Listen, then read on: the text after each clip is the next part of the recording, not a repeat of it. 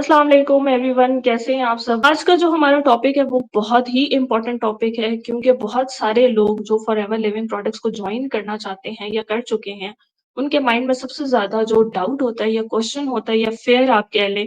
वो होता है इन्विटेशन का, कि प्रॉस्पेक्ट्स को इनवाइट कैसे किया जाए, लोगों को इस बिज़नेस के साथ कनेक्ट कैसे किया जाए और इस तरह के लातादात सवाल जो डेली बेसिस पे हमें आए, तो हमने सोचा इस पे करते हैं हम प्रॉपर पॉडकास्ट। तो सबसे पहले मैं इनवाइट करना चाहूँगी हम founder of Pakistan entrepreneur hub sir Mohammad Zeeshan को। अस्सलाम वालेकुम सर। जी, वालेकुम अस्सलाम सिस्टर एंड अस्सलाम वालेकुम टू एवरीवन। सर जैसा मैंने इंट्रोडक्शन में बताया कि सबसे ज़्यादा फ़ियर अगर कह लें वो होता है इन्विटेशन का। बहुत सारे लोग जो है ना वो सुनते ही इससे भाग जाते हैं कि उनको फ़ियर हो जाता है कि हम लोगों को इनवाइट नहीं कर सकेंगे या लोगों को जॉइन नहीं करा सकेंगे। Prospecting basically it's it's technical and a bit difficult उनको लगती है इस सेंस में। जी, तो वो कौन से ऐसे फ़ियर्स हैं या कौन-सी ऐसी मिस्टेक्स कह लें जिसकी वज़ह से वो लोगों को लगता है कि इन्विटेशन करना बहुत मुश्किल है और इन्विटेशन हमसे नहीं हो पाएगा? जी, ये इम्पोर्टेंट क्वेश्चन इसलिए है बिकॉज़ यहाँ पे ना सिर्फ वो लोग जो बेसिकली कभी पब्लिक इंटरेक्शन नहीं करते, बल्कि वो लोग जो इवन पब्लिक इंटरेक्शंस करते हैं, उन लोगों का भी ये फ़ियर होता है कि भई बिकॉज़ इंसानों की अगर नेचर देखी जाए तो 2 किस्म की नेचर्स होती हैं। एक होता है इंट्रोवर्ट और दूसरा होता है एक्सट्रोवर्ट। मतलब एक इंसान वो होता है कि जो बेसिकली ज़्यादातर सोशलाइज़ नहीं होता और एक इंसान वो होता है कि जो जहाँ पे भी जिस महफ़िल में भी जाता है वो बेसिकली घुल-मिल जाता है। तो दोनों की नेचर्स के अंदर मैंने नेटवर्क मार्केटिंग में ये देखा है कि दोनों ही बेसिकली जब नेटवर्क मार्केटिंग में आते हैं, तो कहीं न कहीं एक फ़ियर जो है उनके अंदर फ़ेस होता है। जैसे आपने स्टार्ट में कहा कि मैं कैसे इनवाइट करूँगा या करूँगी बेसिकली। तो उसके अंदर जो सबसे बड़ी रीज़न्स होती हैं उसके अंदर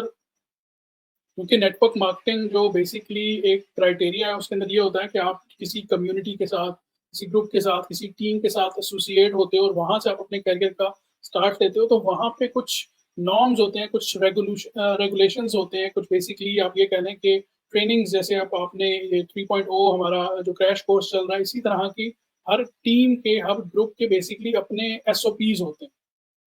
तो उनको देखते हुए वो इंसान जो है कहीं न कहीं घबरा जाता है। तो इसमें जो इम्पोर्टेंट चीज़ समझने वाली है वो ये है कि नेटवर्क मार्केटिंग को आपने बेसिकली कोई बेसिकली ऐसी चीज़ नहीं समझनी कि जो आपने चाँद पे जाके करनी है। इसको आपने ज़मीन पे रह के करना है और उसको करने का जो सबसे आसान तरीका ये है कि आप इसको अपनी डेली लाइफ़ के अंदर प्लग इन करें। बजाए कि आप जो है वो स्पेशली इसको ऑर्गेनाइज़ करें। Yes, by the time you will do this like 3 month, 6 month, 1 year आप इसमें प्रोफेशनल हो जाओगे। लेकिन आपको करना ये है कि आपकी जो डेली लाइफ़ है, अगर आप स्कूल टीचर हो, अगर आप बेसिकली एक ऑफ़िस पर्सन हो, तो आपने अपनी डेली लाइफ़ के अंदर इसको इनपुट करना है। वैसे ही जैसे कि आप लेट्स सपोज़ अगर कहीं पे शॉपिंग करने जाते हो और आपको कोई अच्छी डिस्काउंटेड चीज़ मिल जाती है, तो वो आप अपने दोस्तों से शेयर कर रहे होते हो। वैसे ही आपने इसको अपनी normal day to day life के अंदर प्लग इन करना है और आप देखेंगे कि वो आपका फ़ियर भी दूर हो जाएगा और आपको इस बिज़नेस के अंदर ग्रोथ भी मिलेगी।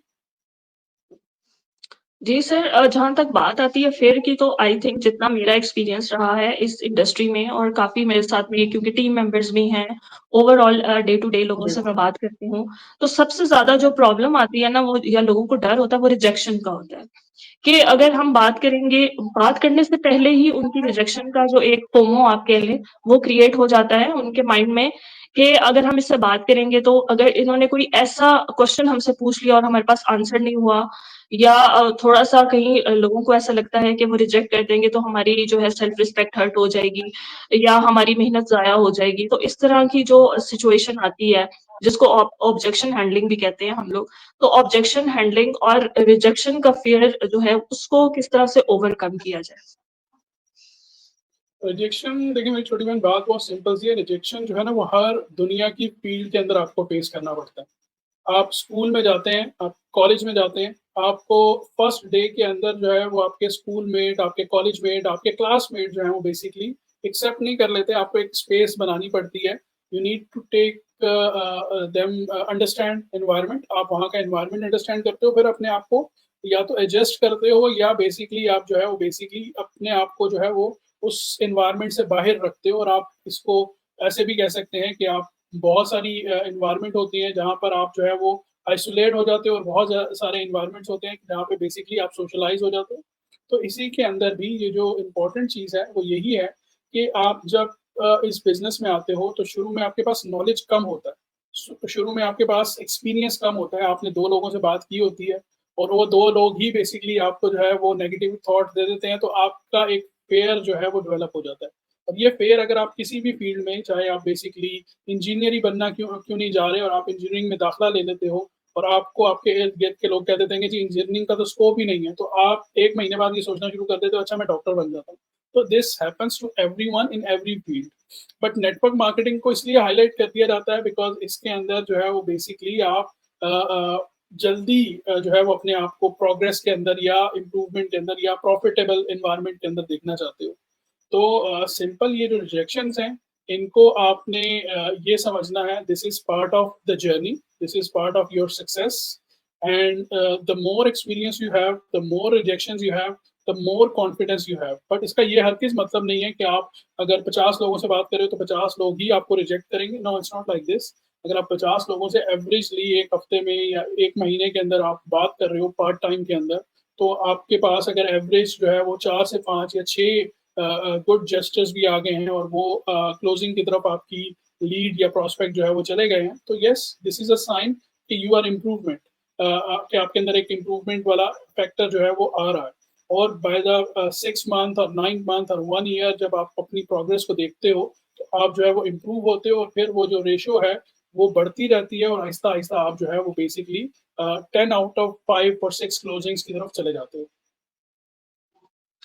जी सर, बड़े अच्छे से एक्सप्लेन किया आपने मिस्टेक्स और फियर्स जो थे हमारी, होपफुली ऑडियंस को भी क्लियर हो गए होंगे। अब सर बात करते हैं कुछ पॉजिटिव साइड की,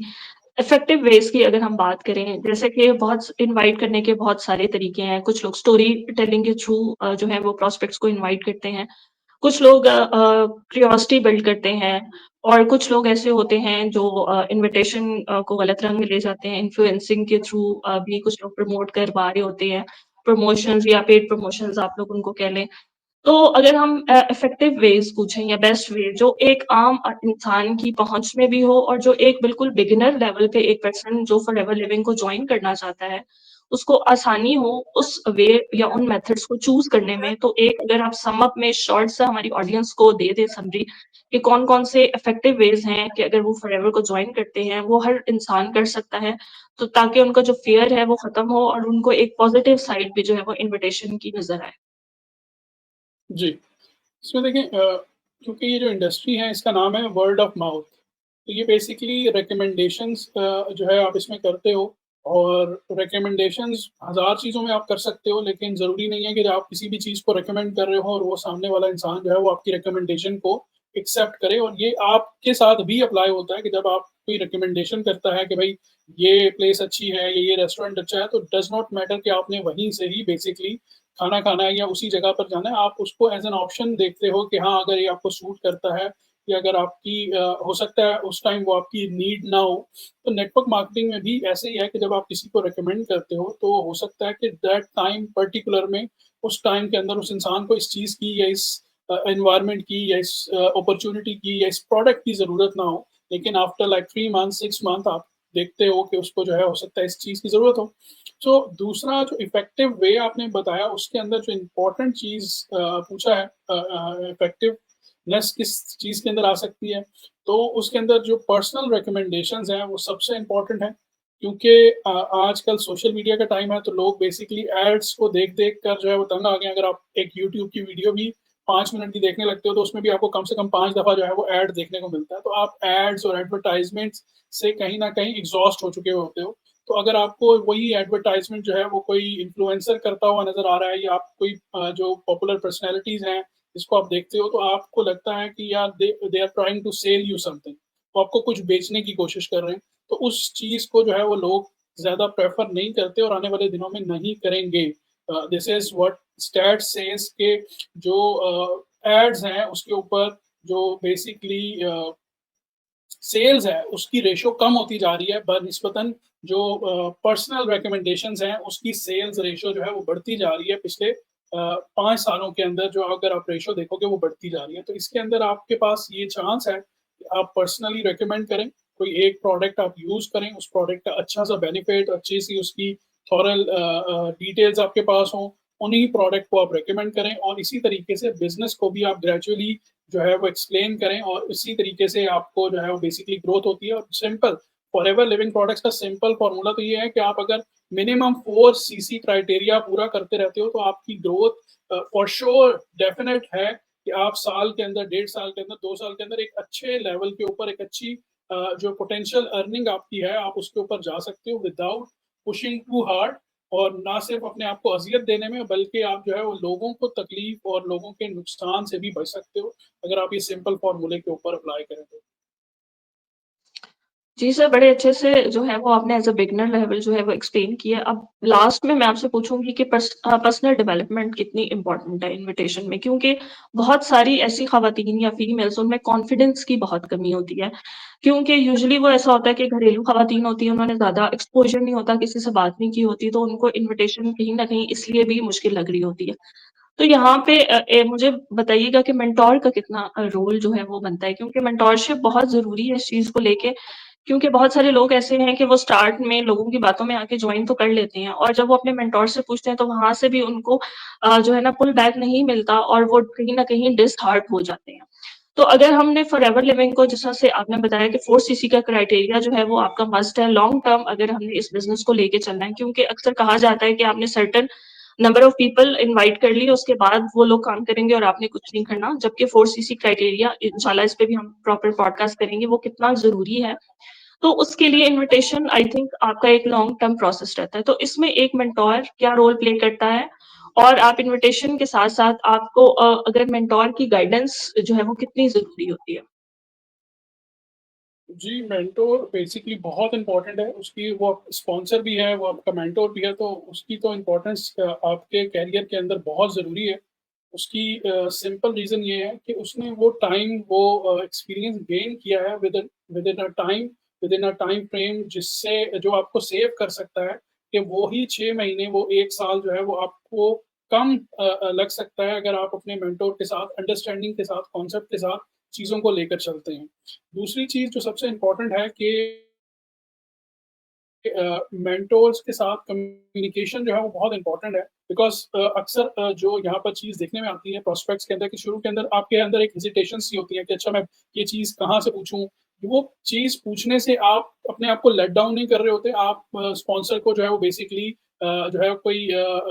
इस किस्म की ऐसी चीज़ नहीं कर रहे होते, डिस्टर्बेंस नहीं कर रहे होते। अगर आप उसको एक मैनर के अंदर करते हो, हफ्ते के अंदर जो है 10 दिन के अंदर अगर आप एक मीटिंग करते हो और उस मीटिंग के अंदर आप कुछ इम्प्रूवमेंट्स देखते हो अपनी पर्सनल डेवलपमेंट के हवाले से, बिज़नेस के हवाले से और उसको आप अप्लाई करते हो और ग्रेजुअली आप अपने बिज़नेस को आगे लेके चलते हो, तो डेफ़िनेटली आपकी ग्रोथ विदिन 3 टू 4 वीक्स और 2 मंथ्स के अंदर आप अपने आप को एक राइट वे के अंदर, राइट डायरेक्शन के अंदर, राइट स्पीड के साथ मूव होता हुआ देखते हो। लेकिन सबसे इम्पोर्टेंट जो यहाँ पर चीज़ आके रुक जाती है और वो ये है कि जब आप खुद से ही कोई चीज़ एज़्यूम करते हो, कोई चैलेंज आपके सामने आता है, आप खुद ही उसका फैसला कर लेते हो और खुद ही उसका जो है वो रिज़ल्ट जो है वो निकाल लेते हो कि अच्छा इस चीज़ का ये रिज़ल्ट निकल आया और अब मुझे इस बिज़नेस को नहीं करना या अब मुझे जो है वो ब्रेक की ज़रूरत है या अब मुझे जो है वो बेसिकली स्लो डाउन होने की ज़रूरत है। तो वहीं पे आपका जो है वो ड्रॉबैक शुरू हो जाता है। लर्निंग को कभी स्टॉप मत करें, नंबर 1 प्रायोरिटी इन लाइफ़। नंबर 2 अपने मेंटर्स के साथ डिस्कशंस जो है वो कभी ख़त्म ना करें, उसको एट लीस्ट वीकली और मंथली जो है ट्वाइस उसको ज़रूर करें और इन डेप्थ करें। जब आप मीटिंग करने लगें या कॉल करने लगें या फेस टू फेस भी मीटअप करने लगें, तो आप 2-3 पॉइंट्स ऐसे रख लें जो आपके वाक़ई ही चैलेंज हैं। ऐसे नहीं कि जर्नल क्वेश्चंस जो हैं वो करने हैं। जर्नल क्वेश्चंस आपको हमारी वीडियो से, हमारे टॉपिक से भी मिल जाएँगे, वो आपके लिए बहुत आसान है। बट इम्पोर्टेंट चीज़ क्या है कि आपकी पर्सनलाइज़, कस्टमाइज़ प्रॉब्लम क्या है उसको बताएँ। अगर वो आपको सॉल्यूशन देने में नाकाफ़ी या नाकाम है basically, then you need to think कि yes what I have to do, फिर आपको किसी और सॉल्यूशन की ज़रूरत है। एंड नंबर 3 चीज़ें ये हैं कि जो भी आपके पास लर्निंग आती है या जो भी आपके पास आपके मेंटर की तरफ से गाइडेंस आती है, उसको अप्लाई करें। उसमें या तो वो चीज़ होगी या नहीं होगी। अगर होगी तो आपको एक थोड़ा-सा पुश मिल जाएगा। येस, पहले 5% होगी, फिर 10% होगी एंड फिर 100% तक जाएगी। But this is very important, ये 3 चीज़ें अगर आप अप्लाई करते हैं तो yes you can be successful in network marketing. जी सर, आपने बहुत ही अच्छे से सारे क्वेश्चंस को एक्सप्लेन किया और जो मैं सम अप करूँ अपनी ऑडियंस के लिए कि learning consistency and guidance is really really important. और रहा सवाल इन्विटेशन का, तो आप किसी भी सेक्टर में हो, चाहे आप टीचर हो, तो आपको बच्चों को एडमिशन करने के लिए इन्विटेशन की ज़रूरत पड़ती है। चाहे आप किसी ऑफ़िस में हो, तो आप वहाँ पे भी बाकायदा एचआर डिपार्टमेंट्स होते हैं, वहाँ पे भी लोगों को इनवाइट किया जाता है। तो इसमें इतना घबराने की ज़रूरत नहीं है, ये कोई नई टर्म नहीं है, हर इंडस्ट्री में कहीं न कहीं ये मौजूद है। आपको काम सिर्फ अपने ऊपर करना है, अपनी पर्सनल डेवलपमेंट पे काम करना है, फ़ोकस करना है और कंसिस्टेंसी के साथ अपने बिज़नेस को करना है और इंशाल्लाह ये बिज़नेस भी आपके लिए एक बहुत ही सक्सेसफुल बिज़नेस रहेगा। होपफुली आज की पॉडकास्ट आप लोगों के लिए बहुत प्रोडक्टिव रही होगी। इंशाल्लाह मिलते हैं दोबारा अगेन एक नई एपिसोड के साथ, तब तक अपना बहुत सारा ख़्याल रखिएगा। टिल देन टेक केयर, अल्लाह हाफ़िज़।